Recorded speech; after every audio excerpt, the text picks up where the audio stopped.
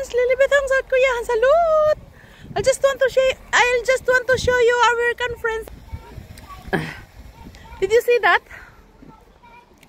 Did you see that, American friends?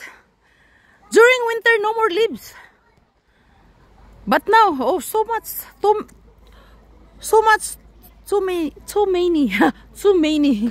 Oh my gosh. So beautiful, diba, friends? Did you see that? Did you see the namu, the trees over there? Isn't that beautiful over there? And did you see the house over there, oh? In the mountain. So beautiful, no? There are lots of houses. And it's so crowded. A while ago, it was so crowded over there because all the people eat lunch. And now I am very full na. And I want to go home na, and I want to cook spaghetti for my son because my son is there. Okay, bye-bye. I'm so full na, American friends. Picture din sila, no? Ang ganda kasi eh. You know, this place is very beautiful. You know? This place is very beautiful, and this is one of the tourist spot in this place. This is my place, actually. Our house is there, oh. Very near.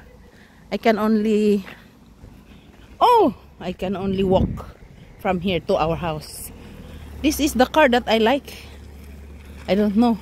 I want to change a car, but I don't know what car. Maybe. Pero okay pa yung Santa Fe natin eh. Ang ganda-ganda pa eh. Gusto ko nang maluma eh. Kasi friends, I want to buy a big car for my friends and for my... Uy, mayroon palang ano dito, oh. Mayroon palang kanpan si Santo Papa. Ano yung kanpan? Kanpan means ano yung kanpan, ha? Yung parang ano ba? Yung kanpan, alam mo yun? Yan o, yan. Kanpan yan siya in Korea. Yan si Santo Papa. May kanpan. Parang cute talaga yung carnival na yun, no? Kasi gusto ko kasi yung malaki ba. Pero parang mas gusto ko yung parang mas maganda yung Explorer, no? Pero gusto ko kasi yung maraming makasakay na tao ba, kasi mag-business ako ba, mag-international business ako eh. Dito yung car natin eh. Wala eh, dapat maluma na yung car natin, no? Wala nga lang siyang ligo, pero ang ganda pa niya, oh, tingnan mo. 'Di ba? Ay, huwag mong tingnan. Ang ganda nito.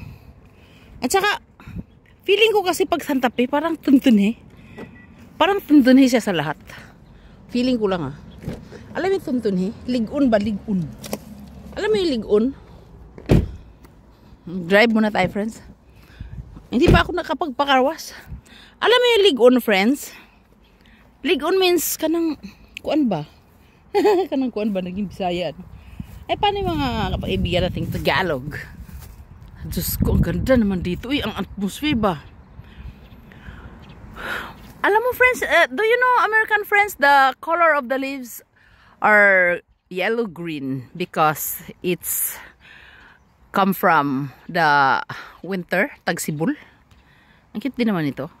I have these flowers at home. If you open the window from our room, our couple room, you can see this kind of flowers and many flowers. Uy, na ba tayo? I-drive ko pa ba kayo? Alam mo, friends, ito lang talaga yung crush na crush ko sa Santa Fe. Ito. Kulay yung plate number. Ito. Did you see that light? Yan yung crush ko sa Santa Fe. Yan lang. Oh, iwan ko ba? I don't know.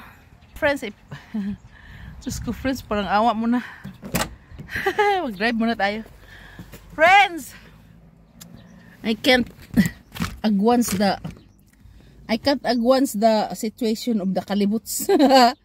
I can't agwans to see my bangs is na over the bakod ang pagkagupit pa, no?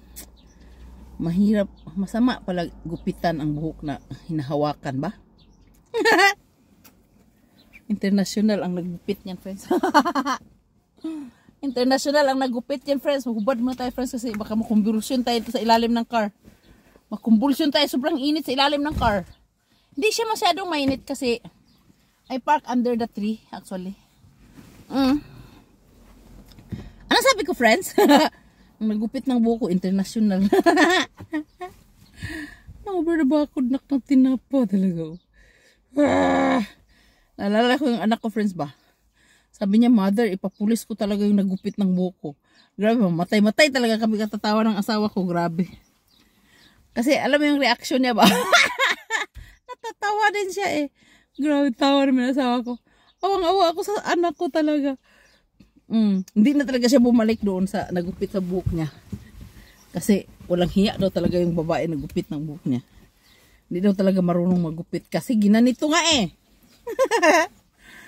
Ay, pero tanggapin mo nili kasi I'll just want to show my original kilay, original eyebrows.